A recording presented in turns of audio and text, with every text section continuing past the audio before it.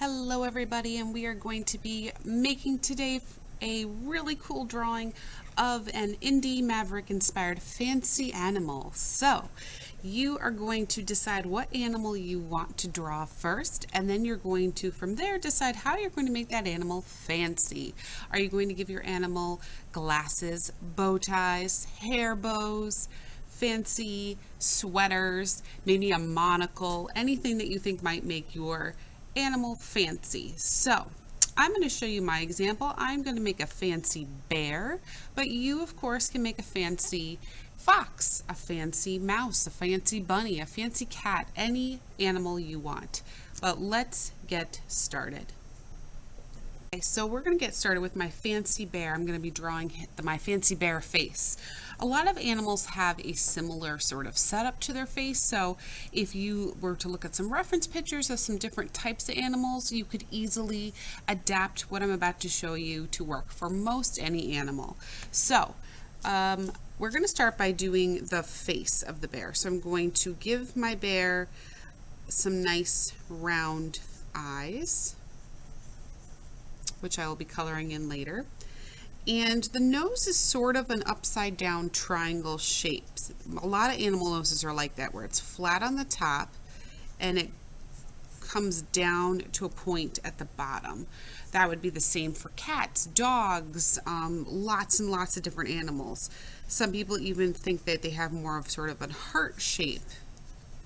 So you might try a heart shape for the nose. So fix it and change it the way it's going to work best for you. And also, here's another thing that's very similar among animals.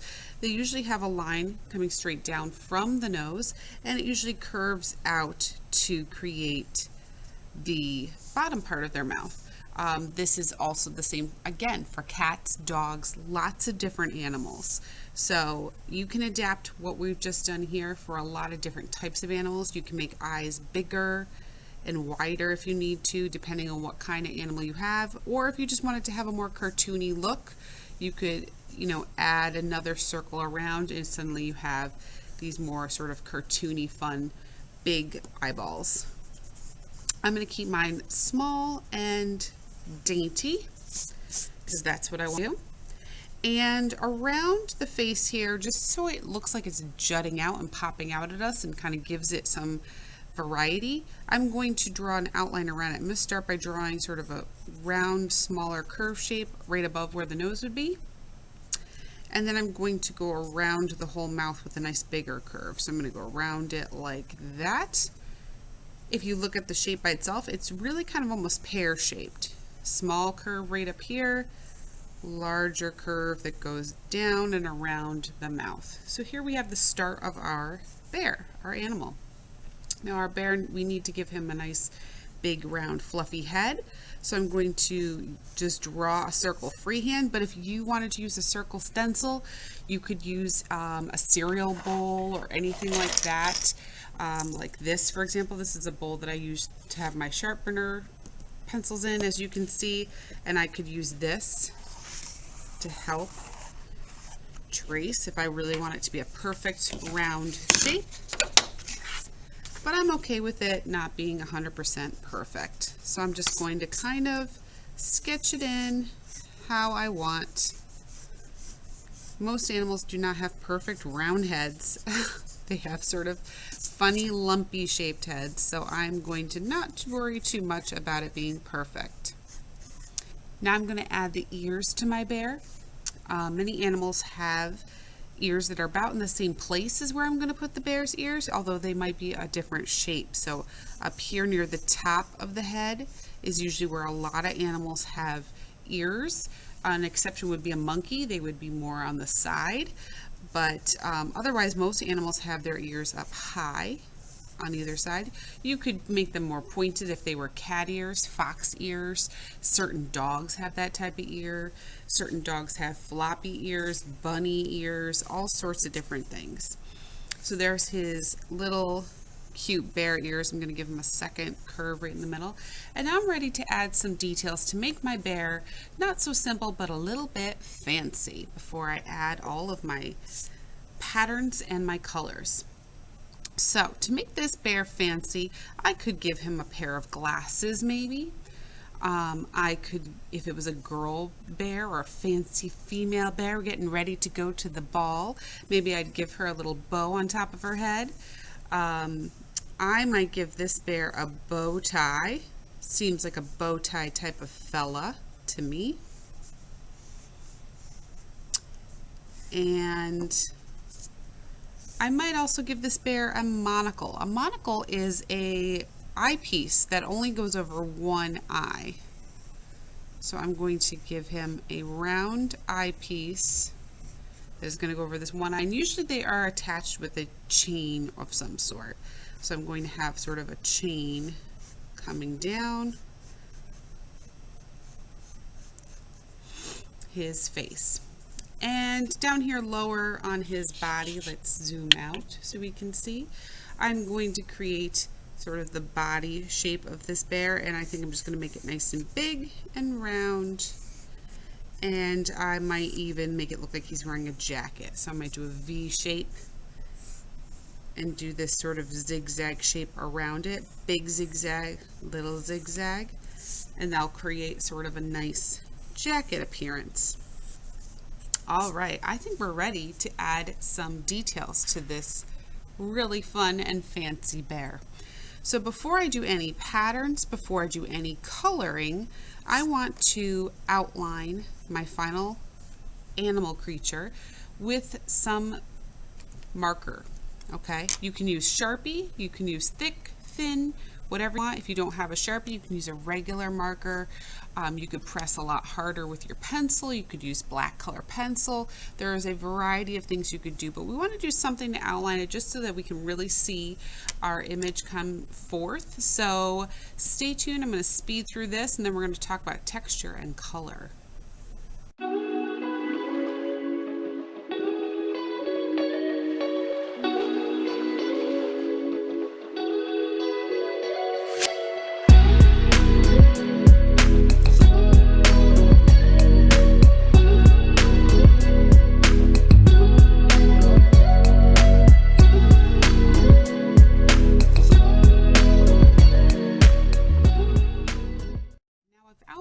My fancy animal and with my black Sharpie, and I am now ready to add some textures to the body and to the clothing. What we want to do right now is add some markings to the face and the ears so that it looks a little bit furry and textured. And we also might want to add some patterns or textures to the clothing so that it looks a little bit more fancy and not so simple. So what I'm going to do, for example, is start with doing some marks that kind of go outside around a shape. So around the eye, I'm going to draw a bunch of dashes that go around.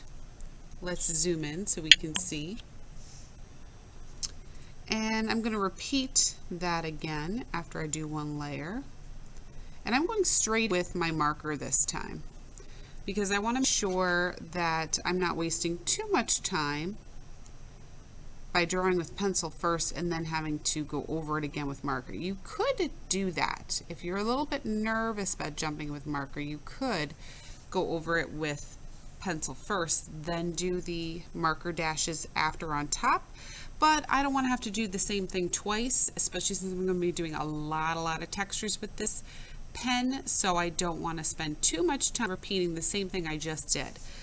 I could keep going doing lines that get bigger and bigger and bigger until they fill out the whole space, or I could pick something new to outline. Maybe I want to do the curve of his face, so maybe I'm going to do some dashes along the edge this way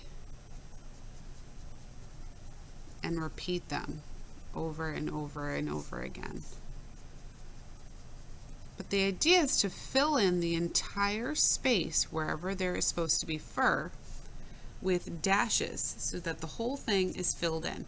So let's start with the face. Let's fast forward and do all the dashes, and then we will talk about doing patterns for the clothing.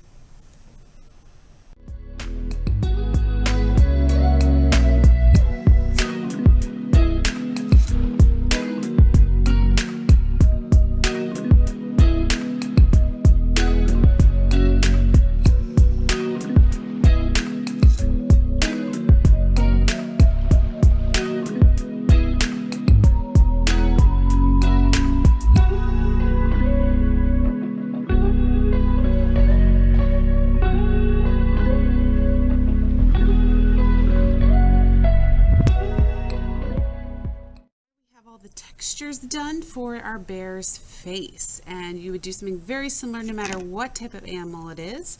You can also see that I did some dashes just outside of the line. It kind of gives it an extra furry, fuzzy sort of feel to it. And whenever I was closing into spaces that I needed to adjust the direction of my lines, I just kind of worked with the space I had. I did leave this part empty. I kind of wanted to focus on the details of this. I am going to be coloring in the nose, some details like that. But now let's move on to the clothing portion. We're going to zoom out so we can take a better look at that. Okay, so now we add some patterns to the clothing itself. So I don't want to leave the clothing just plain. We want to sort of be inspired by Indi Maverick's work, and the way she creates her clothing is she utilizes a lot of patterns. So you want to think of a pattern to use that you could repeat over and over again. A pattern is any shape or line that has been repeated to create a sort of even texture, kind of like how the face is made out of many lines, which create a pattern. So I'm going to go in here and fill in some patterns, and I'm going to zoom in again so we can get a little closer look at how that's working, and we'll come right back to talk about the color part.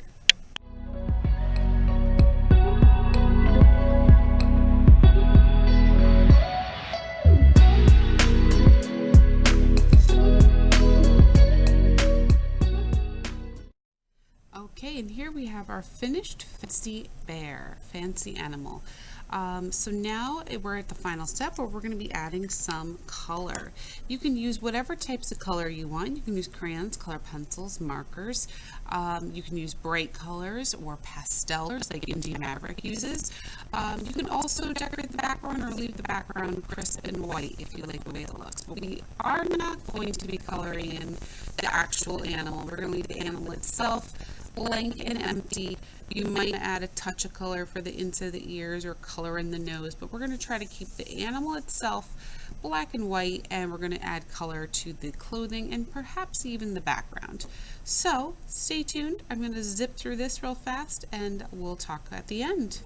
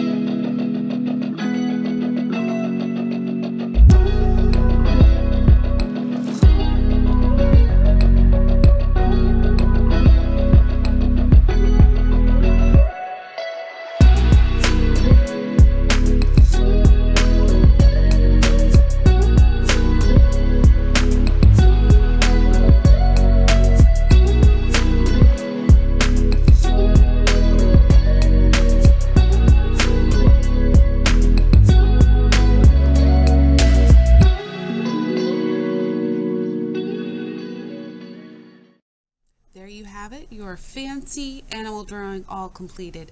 I used to use color pencil for the bottom half that I could create some shading of lights and darks in some places, and the only things in the head that I colored were the monocle and the inside of the ears. The background I decided to color.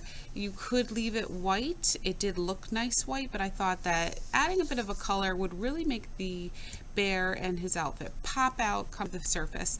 And I decided to go with a warm color since I did so many cool colors down here. And lastly, I decided to go with marker for the background rather than using color pencils because I felt it would take way too long to do this with color pencil, and that marker would just help get the job done a little bit quicker. All right, I hope you guys had fun making this, and I cannot wait to see some of your fancy animals.